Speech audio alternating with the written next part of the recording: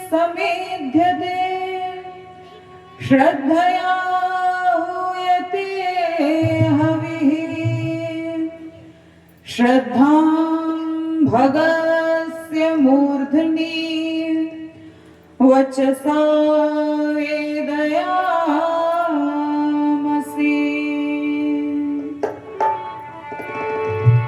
मंचस्थ आदर व सम्मान के योग्य स्वामी जी महाराज और जिनके सुंदर सारगर्भित भजन और उपदेश को आप सभी ने सुना, आदरणीय आचार्य रक्षपाल आर्य जी, और अभी बड़ी ही प्यारी हम सभी को शिक्षा दे करके गए, पितृ यज्ञ कैसे करना चाहिए इसकी सारी जानकारी दे करके गए हैं आदरणीय आचार्य सुकांत आर्य जी, और वादन में सहयोग दे रहे दोनों भ्राता जी, अन्यत्र समाजों से आए हुए उनके पदाधिकारीगण, माताओं, बहनों, धर्म प्रेमी सज्जनों,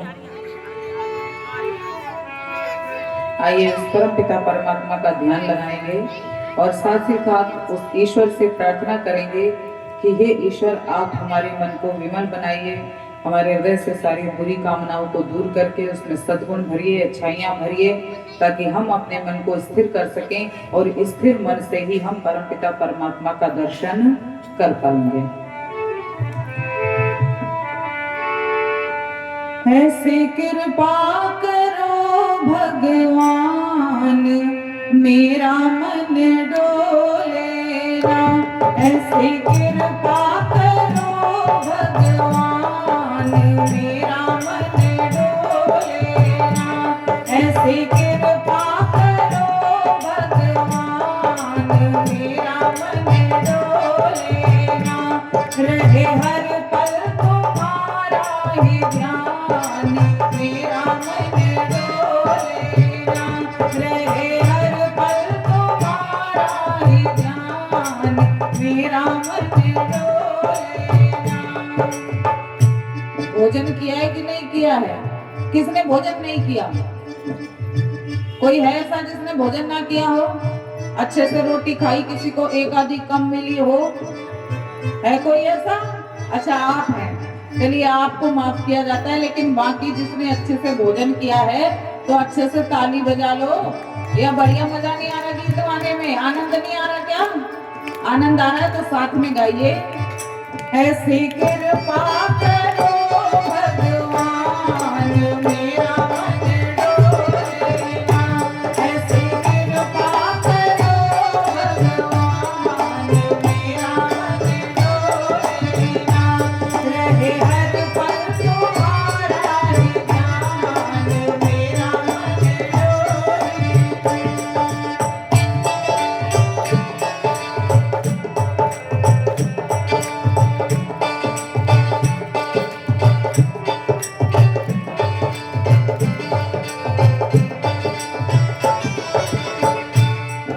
और क्या प्रार्थना करनी है हमें ईश्वर से? ऐसा रस रसना में धर दो, ऐसा रस रसना में धर दो, मन के बिगड़े भाव संवर दो, मन के बिगड़े भाव संवर दो, दे दो अमृत में वेदों का ज्ञान, मेरा मन डोले ना, दे दो अमृत में वेदों का ज्ञान,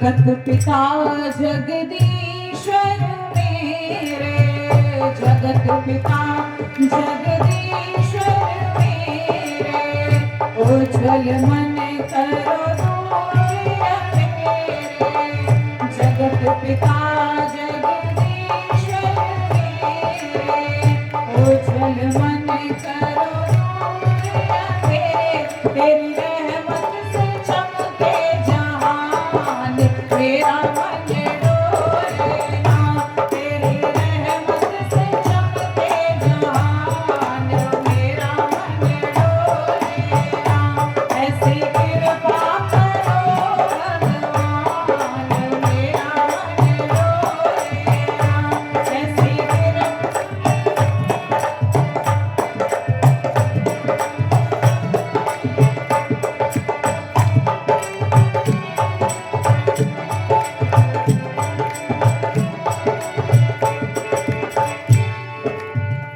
सुख दुख है जीवन के साथी, सुख दुख है जीवन के साथी, इनसे बचा नहीं कोई बाकी, इनसे बचा नहीं कोई बाकी, जो ये जाने सो वे महान, मेरा मन डोले ना, जो ये जाने सो वे महान, मेरा मन डोले ना, ऐसी कृपा करो भगवान, मेरा मन डोले ना, ऐसी कृपा करो भगवान, मेरा मन डोले ना, रहे हर पल तुम्हारा ही ध्यान, मेरा मन डोले ना, रहे हर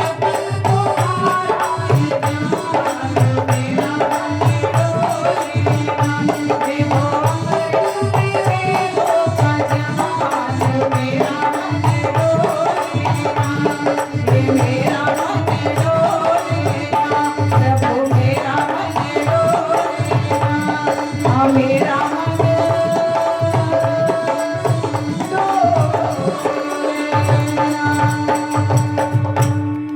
बोलिए सच्चिदानंद भगवान की। कितनी सुंदर ये प्रार्थना जीवात्मा के द्वारा परमपिता परमात्मा से की गई कि हे ईश्वर, आप हमारे ऊपर ऐसी कृपा कीजिए कि हमारा मन इधर उधर ना डोले, है ना। और उसके लिए हमें क्या क्या करना पड़ेगा, तो सबसे पहली बात बताई कि हमें अपनी वाणी को मधुर बनाना पड़ेगा, है ना। यदि वाणी मधुर होगी, आप अच्छा बोलोगे, आप मीठा बोलोगे, सबके साथ अच्छा व्यवहार करोगे, तो जो बिगड़े हुए रिश्ते हैं वो भी सुधर जाएंगे। और यदि आप अच्छा नहीं बोलोगे, मीठा नहीं बोलोगे, तो बनी बनाई बात भी बिगड़ जाती है ना। तो इसलिए हमें कैसा बोलना है, मीठा बोलना है, प्यारा बोलना है, जिससे हमारे जितनी भी बिगड़ी हुई बातें हैं सारी की सारी सुधर जाएं, है ना। इतनी उत्तम उत्तम प्रार्थनाएं इस भजन में की गई है, एक एक पंक्ति को मैं खोल के समझाऊं उसके लिए बहुत अधिक समय चाहिए, लेकिन हमें अपने जीवन को उत्तम बनाने के लिए इन छोटी छोटी बातों को धारण करना पड़ेगा। मैं पहले भी कह रही थी कि जरूरी नहीं है कि हम समाधिस्थ योगी बन जाएं, सारे संसार को भूल दें, सारी सारी धन माया सब जितना जगत है उसको भूल जाएं, बिल्कुल योगी बन जाएं, ऐसा संभव नहीं है। लेकिन ये तो संभव है कि हम छोटी छोटी अपनी बुराइयों को दूर कर सके, एक एक बुराई को छोड़ सके, और बुराई नहीं छोड़ सकते तो कम से कम अच्छाइयों को तो अपना ही ले, है ना। योगी बनने के लिए तो हमें बहुत ऊंची साधना करनी पड़ेगी, यम नियम आसन प्राणायाम प्रत्याहार धारणा ध्यान, और उसके बाद में जाकर के कहीं हमारी समाधि लगेगी। आज जितने भी योगी महात्मा घूम रहे हैं ना, अपने आप को योगी कहने वाले हैं, मैं कहती हूँ समाधि की बात तो छोड़ दीजिए, उन्होंने तो यम और नियमों का ही पालन भी कभी अपने जीवन में नहीं किया होगा, है ना। यम नियम, और उसके बाद में आसन, फिर प्राणायाम, फिर प्रत्याहार, फिर धारणा, फिर ध्यान, और उसके बाद में तब कहीं जाकर के जब आप इतनी स्थितियों को पार कर लेते हैं, इतनी स्थितियों पर खरे उतर जाते हैं, तब जाकर के आप समाधि लगाने के योग्य बनते हैं। उसके लिए बहुत ऊंची साधना करनी पड़ेगी, लेकिन हम सामान्य मनुष्य हैं और धीरे धीरे करते ही हम मुक्ति तक पहुंचेंगे, है ना। मनुष्य जीवन के 4 पुरुषार्थ बताए गए हैं। कौन कौन से? धर्म, अर्थ, काम और मोक्ष, है ना। मोक्ष सबसे अंतिम है लेकिन सबसे मुख्य भी वही है। लेकिन जिस प्रकार से हम अपनी मंजिल पे बिना जब तक पहली सीढ़ी नहीं चढ़ेंगे तब तक अंतिम जो मंजिल है, छत है, उस पे भी नहीं पहुंचेंगे। हमें स्टेप बाय स्टेप काम करना पड़ेगा। तो सबसे पहली स्टेप क्या है? धर्म। हमें अपने जीवन में धर्म को धारण करना पड़ेगा। और धर्म की परिभाषा में आपको प्रातःकाल बता चुकी हूं कि धर्म क्या होता है। धर्म की बहुत सरल परिभाषा है, बहुत सरल। जो व्यवहार हम अपने लिए चाहते हैं, हमें अपनी आत्मा के लिए अच्छा लगता है, हमें अपने लिए अच्छा लगता है, हम जैसा चाहते हैं कि सामने वाला व्यक्ति हमारे साथ ऐसा व्यवहार करे, हमें भी दूसरे के साथ में वैसा ही व्यवहार करना चाहिए। यही धर्म है, इससे अतिरिक्त और कोई धर्म नहीं है। इसी बात को गांठ बांध लीजिए कि धर्म यही है ना। हम अपने लिए अच्छा चाहते हैं तो हमें सामने वाले व्यक्ति के साथ में भी अच्छा करना पड़ेगा, है ना। ये धर्म है। जब धर्म हमारे जीवन में आ जाएगा तो उसके बाद में हम क्या करेंगे? अर्थ। धर्म फिर अर्थ। अर्थ माने रुपया, पैसा, धन संपत्ति होनी चाहिए, खूब होनी चाहिए। वेद में मंत्र आता है कौन सा? प्रजापते नत्व देता न्यो विश्वा जातानि परिता बभूव यत्का मास्ते जुहु मस्तन्नो अस्तु वयम श्याम पतयो रहीणाम। इस मंत्र में प्रार्थना करते हैं कि हे भगवान, हम जो लोग हैं वो क्या करें? धन ऐश्वर्यों के स्वामी बने, है ना। खूब धन रुपया पैसा होना चाहिए, लेकिन मैं बता चुकी हूँ क्या होनी चाहिए? साथ में संतुष्टि भी होनी चाहिए। यदि संतुष्टि नहीं है तो चाहे कितना ही रुपया पैसा आपके पास में हो, आप कभी भी सुख के भोगी नहीं हो सकते। कमी ही खलती रहेगी। इतना और होना चाहिए, ऐसा और होना चाहिए, वैसा और होना चाहिए, है ना। जिस व्यक्ति का गांव, कुछ लोग ऐसे हैं जिनके पास घर ही नहीं है, उनकी क्या कामना है कि हे परमात्मा, केवल हमारे रहने के लिए कहीं से व्यवस्था हो जाए, है ना। वो केवल घर की कामना कर रहे हैं। लेकिन जब उस व्यक्ति के पास घर हो जाता है, फिर उसकी क्या कामना होती है? फिर वो चाहता है कि अच्छी सी कोठी बननी चाहिए। कोठी भी बन जाती है, लेकिन कोठी बनने के बाद में संतुष्टि नहीं होती है। फिर क्या चाहते हैं कि ये तो गांव में है, एक शहर में भी होनी चाहिए। जो भी आसपास शहर होता है उसमें, शहर में भी धीरे धीरे मेहनत करते हैं, पुरुषार्थ करते हैं, सारा समय उसमें लगाते हैं तो शहर में भी बन जाती है। बहुतों की गांव में भी है, शहर में भी है, लेकिन उन्हें फिर शहर में भी संतुष्टि नहीं होती है। फिर वो चाहते हैं कि हमारी एक कोठी दिल्ली में होनी चाहिए, है ना। भारत की राजधानी दिल्ली, और जिनकी दिल्ली में है ना, जो दिल्ली में रह रहे हैं, वो भी संतुष्ट नहीं है। वो चाहते हैं हमारा फ्लैट कहाँ होना चाहिए? मुंबई में होना चाहिए, है ना। लेकिन मुंबई में जो रह रहे हैं उन्हें मुंबई से संतुष्टि नहीं है। वो कहाँ सेटल होना चाहते हैं? विदेश में जाना चाहते हैं, अमेरिका जाना चाहते हैं, फ्रांस जाना चाहते हैं, जापान जाना चाहते हैं, पेरिस जाना चाहते हैं, ऑस्ट्रेलिया जाना चाहते हैं। और यहाँ तक अभी बात खत्म नहीं हुई है, इससे आगे भी एक सीमा है। जो लोग विदेशों में रह रहे हैं उनको वहां भी संतुष्टि नहीं मिलती, तो कुछ लोगों ने क्या किया कि हमारी थोड़ी सी जमीन चांद पे होनी चाहिए। अभी पिछले दिनों की बात है, कुछ लोगों ने चांद पे भी जमीन खरीद ली। तो ये क्या है? ये हमारी असंतुष्टि का परिणाम है। ऐसा व्यक्ति जीवन में कभी भी संतुष्ट नहीं हो सकता है। एक छोटा सा कथानक आता, मैं आप सभी को समझाने के लिए बताऊंगी। एक व्यक्ति था, सेठ था, तो वो अपना जब काम करता था तो ऐसा कहता था, हे भगवान, इससे अच्छा तो ऐसा हो जाता, मैं मर जाता, मैं फलाना हो जाता, ढिमकाना हो जाता। इस प्रकार की बातें किया करता था। तो हमारे स्वामी जी उधर से गुजर रहे थे, तो जब स्वामी जी ने उसकी बातें सुनी तो स्वामी जी को लगा कि ये व्यक्ति शायद परेशान है अपने जीवन से, है ना। तो स्वामी जी उसके पास गए और बोले कि तुम कहाँ इस सब चक्करों में फंसे हुए हो, चलो मेरे साथ, मैं तुम्हें स्वर्ग दिलवा दूंगा, स्वर्ग की प्राप्ति करवा दूंगा। अच्छा, स्वर्ग सब जाना चाहते हैं कि नहीं जाना चाहते हैं? कोई ऐसा है जो स्वर्ग जाना नहीं चाहता हो? सब चाहते हो? अरे हाँ ना तो बोलो, चाहते हो कि नहीं चाहते हो? जिससे भी पूछोगे आप कि स्वर्ग में जाना चाहते हो या नरक में जाना चाहते हो, तो आंसर यही आएगा कि जी हम तो स्वर्ग में जाना चाहते हैं। स्वर्ग में सब जाना चाहते हैं, लेकिन क्या कोई मरना चाहता है? कोई मरना चाहता है? मरना कोई नहीं चाहता। और बिना मरे स्वर्ग मिल सकता है? जैसी संसार में मान्यता है कि मरने के बाद में ऊपर आसमान पे एक स्वर्ग बना हुआ है, एक नर्क बना हुआ है, मरने के बाद हमें कर्मों के अनुसार स्वर्ग मिलता है और नर्क मिलता है। तो स्वर्ग प्राप्त करने के लिए तो मरना पड़ेगा, लेकिन मरना कोई भी नहीं चाहता है ना। तो ऐसी हालत उस सेठ जी की थी। वो स्वर्ग जाना चाहता था लेकिन मरना नहीं चाहता था। तो उसने कहा कि स्वामी जी मैं चलूंगा आपके साथ स्वर्ग, लेकिन जरा मेरा विवाह तो हो जाए, अभी तो मैं ऐसा ही हूँ, विवाह भी नहीं हुआ। तो स्वामी जी ने कहा ठीक है, विवाह हो जाएगा, हमारा आशीर्वाद है तुम्हारे साथ, अब विवाह हो जाएगा उसके बाद में आएंगे। स्वामी जी चले गए अपने काम पे। बहुत काम होते हैं स्वामी जी को, कभी इधर प्रोग्राम, कभी उधर प्रोग्राम, कभी कहीं व्यवस्था बनानी है, ये चले गए। अब इस व्यक्ति का विवाह हो गया, बालक भी हो गया। अब स्वामी जी उधर से निकल रहे थे तो स्वामी जी को उसकी याद आ गई। स्वामी जी फिर उसके घर पहुंच गए। बोले भाई साहब अब तो विवाह हो गया, बालक भी हो गया, अब चल रहे हो स्वर्ग, मेरे साथ चल लो। तो व्यक्ति कहता है अरे स्वामी जी अब शादी हो गई है, बालक हो गया है, तो जिम्मेदारी आ गई है, अब इसको बड़ा कर दूं, पढ़ा लिखा दूं, इसका विवाह कर दूं, तब आपके साथ में स्वर्ग चलूंगा। स्वामी जी ने कहा चलो ये भी बात सही है, जब बालक है तो उसकी जिम्मेदारियां भी निभानी पड़ेंगी, करो तुम, मैं फिर आता हूँ। स्वामी जी चले गए। इसके बालकों का विवाह भी हो गया है ना, और विवाह होने के बाद में इसके पोते पोती भी हो गए। स्वामी जी फिर निकले, क्योंकि सन्यासी व्यक्ति जो असली सन्यासी होता है वो अपनी बात से पीछे नहीं हटता है। तो ये फिर पहुंच गए।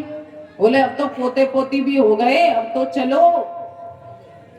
बोले चलूंगा, जरा इनको थोड़ा खिला के आनंद तो ले लूं। पोते पोती को खिलाने का आनंद ही अलग होता है। दादा दादी बनने के बाद में जीवन में आनंद आता है, थोड़ा सा आनंद आया, इसको ले लेने दो।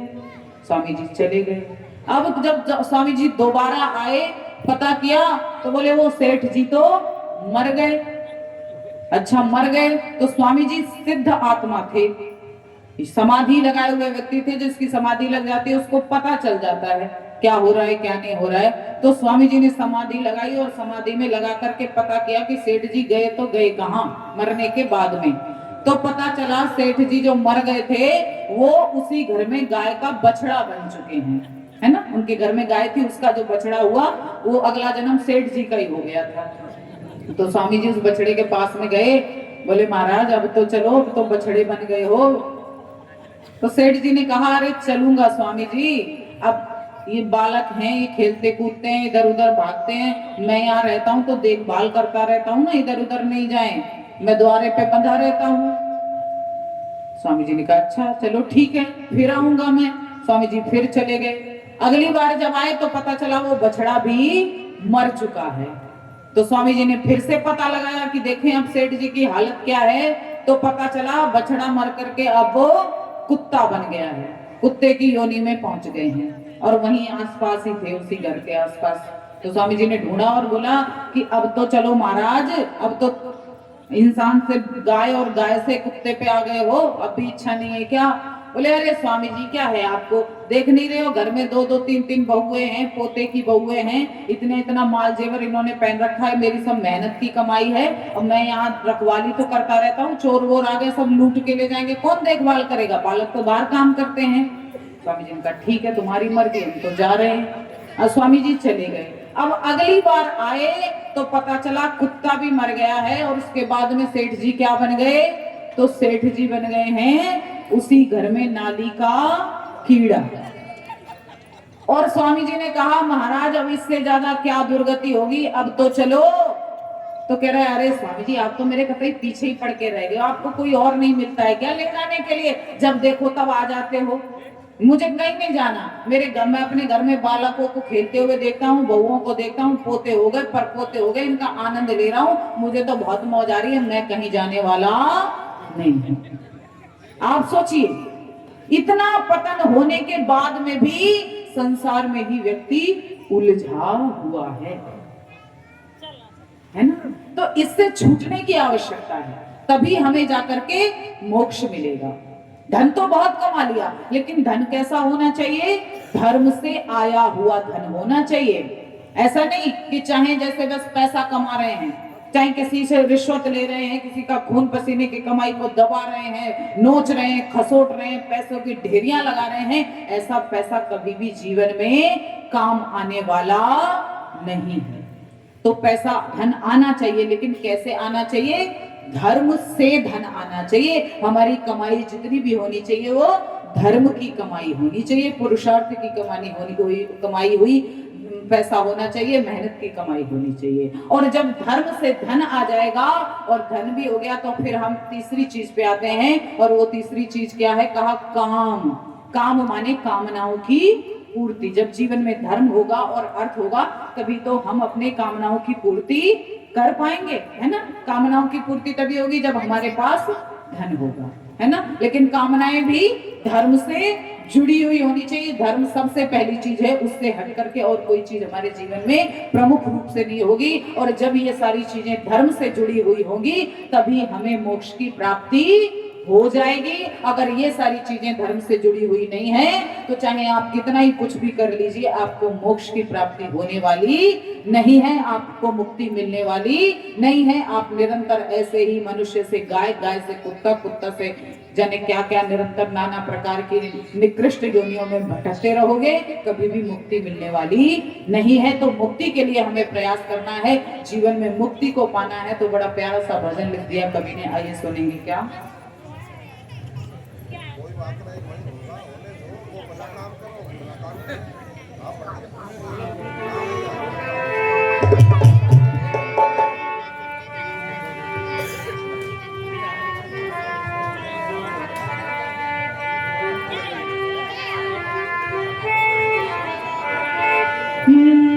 मुक्ति का कोई तो जतन कर ले, मुक्ति का कोई तो जतन कर ले रे। रोज थोड़ा थोड़ा प्रभु का भजन कर ले, रोज थोड़ा थोड़ा प्रभु का भजन कर ले।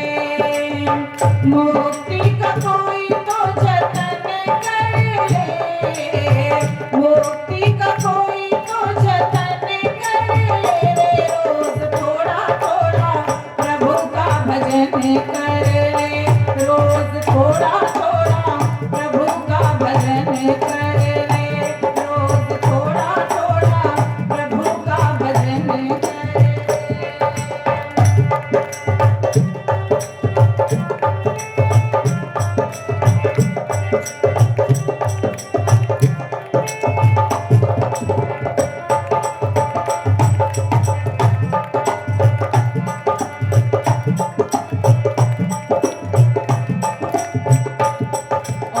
जो भजन करेगा उसको क्या मिलेगा? तो सुनो, भजन जो करेगा तो बड़ा ही सुख पाएगा, भजन जो करेगा तो बड़ा ही सुख पाएगा।